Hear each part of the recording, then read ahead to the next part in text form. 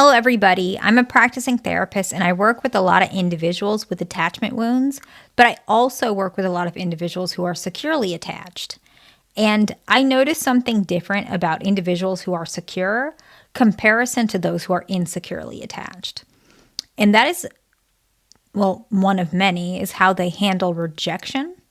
So today I wanted to go over some of those aspects of how they actually handle rejection, how they perceive rejection, and what rejection means to them. Because often individuals who are insecurely attached, they take rejection personally, or if you're an avoidant, typically what you may do is you may take it personally initially, or might even be, deeper in the wound.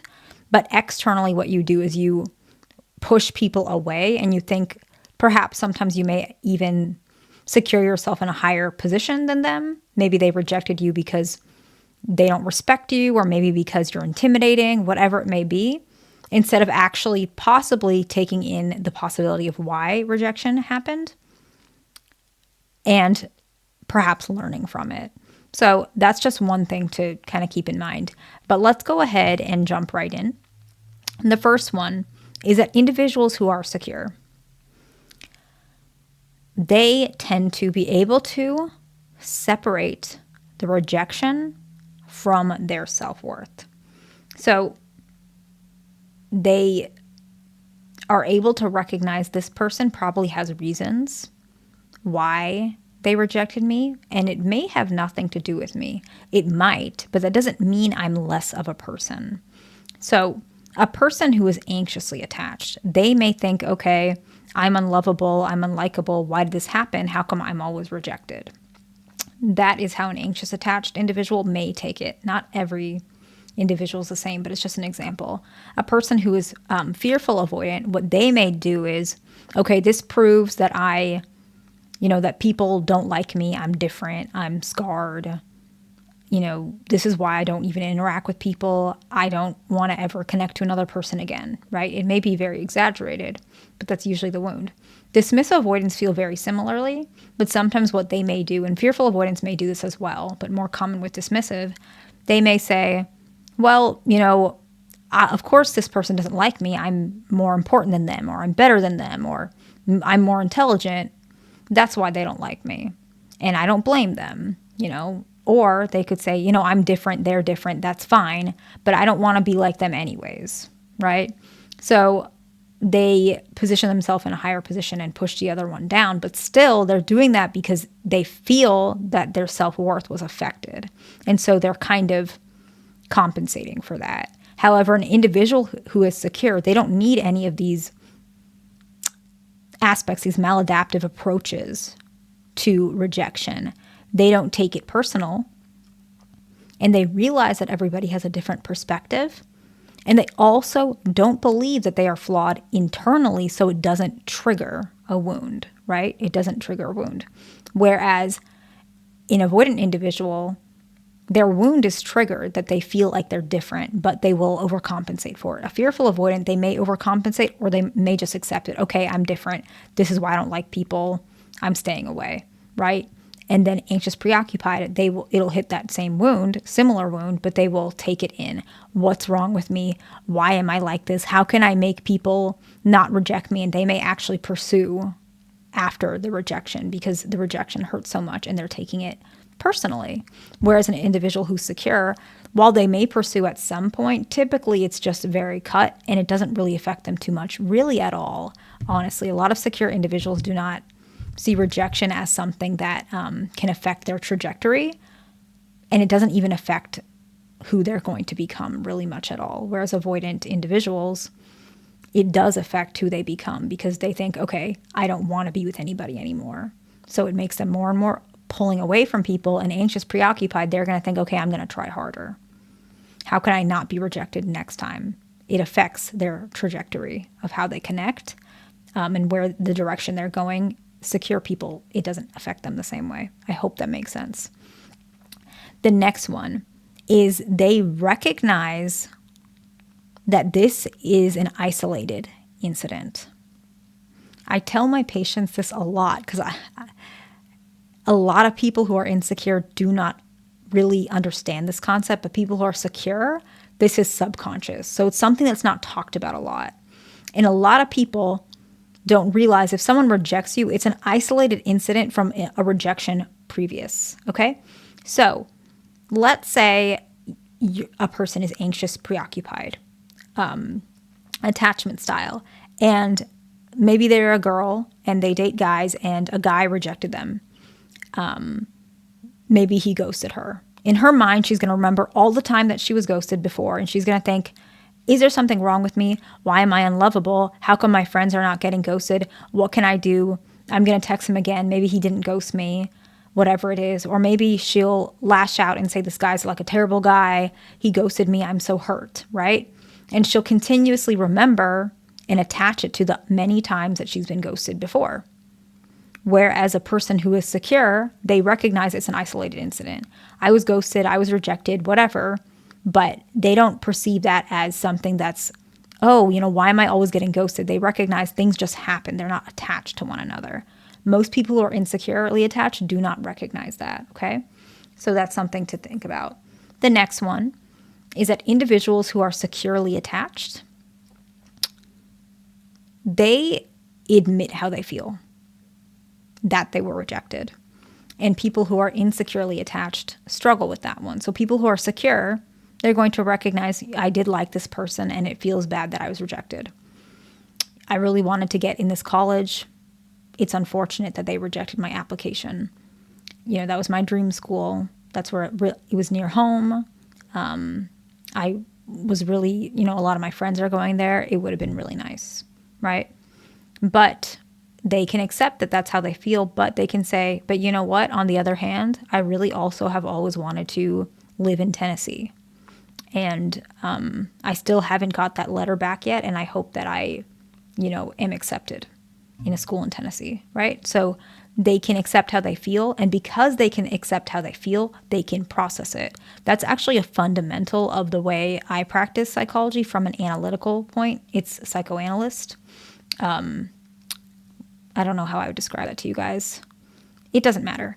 The point is, a lot of times, based on a lot of research, that when we accept how we feel, it doesn't hurt as much, and we're able to subconsciously and consciously process it.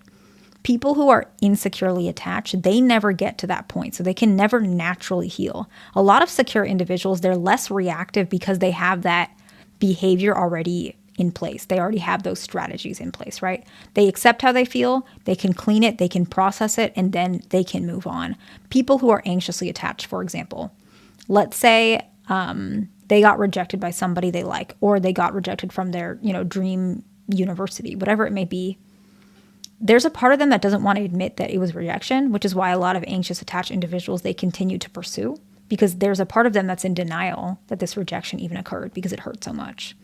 People who are avoidantly attached, they're going to specifically dismiss avoidant, but also fearful avoidant. They're going to maybe overinflate themselves and say, oh, well, I didn't even want that anyways. Or they're going to deny how much they wanted it and say, okay, yeah, I did apply, but I didn't care much about it.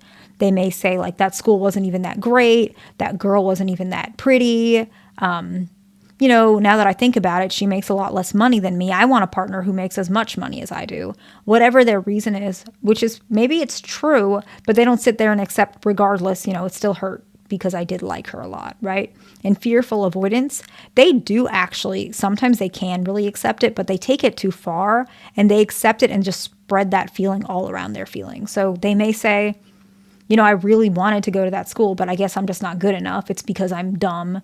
And I know that I am, and I'm not worth X, Y, and Z. And you know what? Who cares? Maybe I don't even want to go to college. Maybe I'm going to take a break, or maybe I'll go to a trade school. That's probably better for me because otherwise I would have been accepted, right? They take it way too far, and that is still a form of denial because they're not accepting the truth. You didn't get rejected from college entirely. You just got rejected from one. And so they don't, because it hurts more to admit they got rejected to this one particular incident, they pull it on to themselves. Maybe I'm just not smart. Maybe college isn't for me. Maybe love isn't for me. Maybe commitment isn't for me, whatever it is. Instead of admitting, no, love and commitment is for you, and college is for you, possibly, but this one just isn't. That hurts more. And so it's another form of denial. Secure individuals are able to process that and understand it much better. I hope that makes sense. The next one is that secure individuals, they reach out for support. And I know a lot of people are going to think anxious, preoccupied individuals do that as well. They do, but this is the difference. They don't let shame get in the way of finding their comfort. And avoidant individuals also struggle with this. Basically, an individual who's anxiously attached, for example, when they reach out for support, they tend to think very negatively. They express very negatively about the rejection, which covers their processing. It avoids their processing. So they may say, this guy rejected me. He's such a bad guy. He's so distant. He's such a mean person. He's abnormal. He's antisocial. I can't believe this happened. They may process it like that instead of processing, I really like this guy. I felt like we were a good match. When they're talking to a friend, for example, and I feel really bad that this happened. So they're able to reach out for support. I need somebody right now. I'm going through a breakup, or I'm going through some rejection right now. And I think I just want to do something that makes me feel better. I want to talk, or I want to watch a movie, something like that. Anxious, preoccupied individuals, they are still comfortable admitting possibly what happened, but they put the emotion less on themselves and more on the person. Like they may say things about the person's character instead of what they're actually feeling. And then avoidant individuals, both fearful and dismissive, they don't reach out for support. They're unlikely to. Rather, they just bottle it up and deal with it. A lot of them don't like to even even if they do accept that it bothers them, they're still not going to share that with other people. And it's not necessarily shame, even though it is a shame wound, but they're not going to think, oh, I'm embarrassed about it. It's almost like I shouldn't be burdening people with this, or I should handle it by myself. This isn't that big of a deal. I feel embarrassed that I can't handle this. That's usually what it is. Not that I'm embarrassed that it happened. That's one thing. Fearful avoidance may be embarrassed that it happens, but it's still more typical that they have the shame of the fact that they can't handle it. And so that's why they don't reach out. I hope that makes sense. The next one is individuals who are secure are more aware of their reaction towards rejection. And that helps them to remain calm and grounded, right? So individuals who are avoidantly attached, they don't recognize, maybe they shut themselves off. They, stop answering their messages as much, or they dive themselves into hobbies. They don't realize that that's actually a reaction based on possibly a rejection that they're feeling. Individuals who are anxiously preoccupied, they're going to maybe stick to it more emotionally. They may take it very personally. They may be very upset. They may emotionally lash out. And they may not recognize that it's because the rejection bothers them so much. Because sometimes individuals who are anxiously preoccupied, they don't want to accept that they feel like they've been rejected. And so therefore, they cover it up with a lot of emotional responses. It's subconscious. And so it stops the process, them processing truly what it is. A good example is a lot of individuals who are anxiously preoccupied, they may be triggered by something that they don't realize that it's the rejection wound. So let's say an avoidant individual, they're with an avoidant partner, and that avoidant partner says something like, I don't know, can we not have this argument right now? You're talking too loud and I have a headache and I just had a really long day. Because avoidant individuals are really blunt. An anxious, preoccupied individual will react and say, you're so detached, you don't care about me, you don't like me. So they understand that they're having a reaction, but they don't realize it's because they felt rejected first. Sometimes they don't recognize that. And that's why it's harder for them to be self-aware. Individuals who are secure, they recognize they're feeling rejected, and they are self-aware of their reaction. So they can process it easier. Okay, I felt rejected by my partner. I'm going to try and remain calm and grounded because I know my partner just speaks like that. Or I'm going to say, I hear what you're saying. Is it possible that next time you could say it less blunt, because that makes me feel rejected? Something simple, right? And then the next one is if the rejection means that this person is no longer in their life, because you can have rejection wounds and triggers while being with somebody continuously. Like it happens even like in marriages, family members, siblings, friends, right? Rejection doesn't necessarily mean you have to leave, but if you get rejected by somebody or a college or whatever, and it's no longer in your life, let's say you applied to Harvard and you got rejected, an individual who's secure can process it and realize, you know what? Harvard is not for me. I feel I have more clarity about this. If someone ghosts them, you know what? That person is not for me. There's somebody else out there for me. So usually they're able to leave with certainty about what really happened, if that makes sense. That's all I have for you guys today. I appreciate you guys watching. Please subscribe, and I will see you in the next one.